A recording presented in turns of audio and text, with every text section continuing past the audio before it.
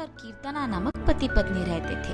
उनके गीतिका नामक एक सुंदर सी बेटी थी। सुरेश हमेशा सबके सामने बेवजह गर्व से पेश आता था।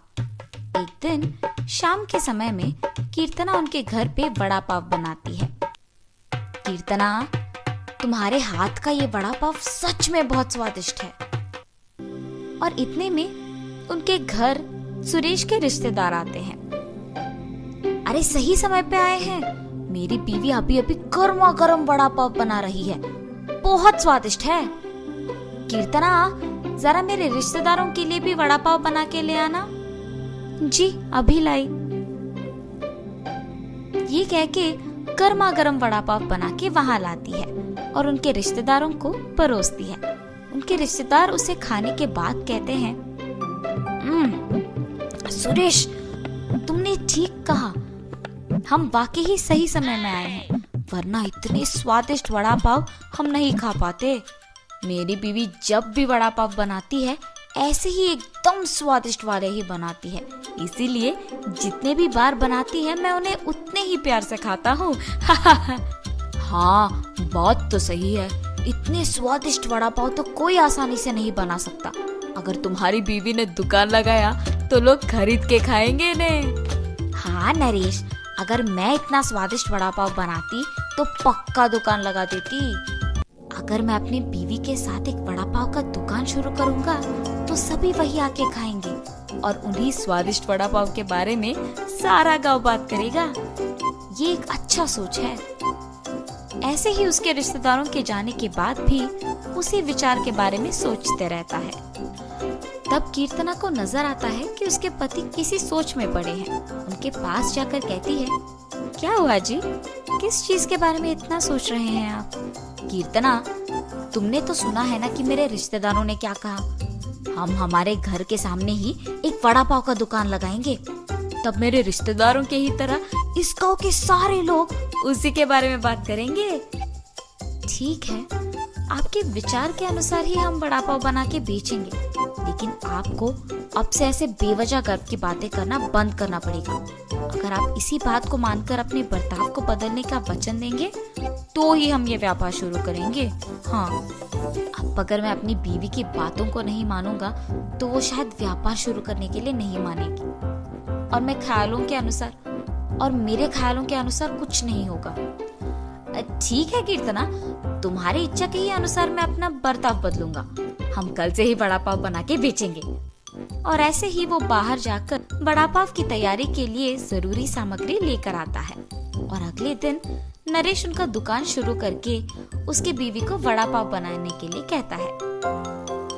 कीर्तना उसके पति के बातों के अनुसार ही वड़ा पाव बनाना शुरू करती है। स्वादिष्ट और गर्मा गर्म वड़ा पाव, आइए बाबू आइए। ऐसे जोर जोर से चिल्लाने के कारण उस तरफ जाते हुए सारे लोग आकर्षित होकर उसके दुकान आते हैं और वड़ा पाव लेके उन्हें खाने लगते हैं। सुरेश, वड़ा पाव तो बहुत गर्म और स्वादिष्ट है। हाँ, अब तक मैंने इतने स्वादिष्ट वड़ा पाव कहीं नहीं खाया है। हाँ, मेरी पत्नी बहुत अच्छा वड़ा पाव बनाती है, उसकी तरह तो और कोई नहीं बना सकता है। ऐसे उनको वड़ा पाव देकर उनसे पैसे लेता है। उस रात को जब बैठ के वो आए हुए पैसों की गिनती करने लगते हैं तो कीर्तना कहती है, अरे वाह, पहले ही दिन हमें लाभ आया है जी। निवेश के पैसों से ज्यादा पैसे तो हमने कमाया है। क्या सच में? अगर हमने ऐसे ही इसे बरकरार रखा ना तो जल्द ही हमारा बहुत बड़ा व्यापार बन जाएगा कीर्तना। हाँ, आप सही कह रहे हैं।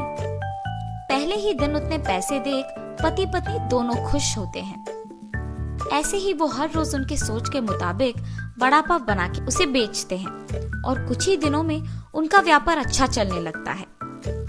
मेरे सोच के मुताबिक ही हमारा व्यापार अच्छा चल रहा है, किसी और के दुकान में तो इतने लोग ही नहीं आते हैं। कुछ दिन पहले शुरू करने के बावजूद हमारा व्यापार बाकियों से बहुत बेहतर चल रहा है। और हमेशा की तरह सुरेश वापस बेवजह के गर्व में डूब जाता है और बाकियों को भी वही बातें सुनाते रहता है। उस दिन दुकान को आए एक आदमी को वड़ा पाव लाकर देता है।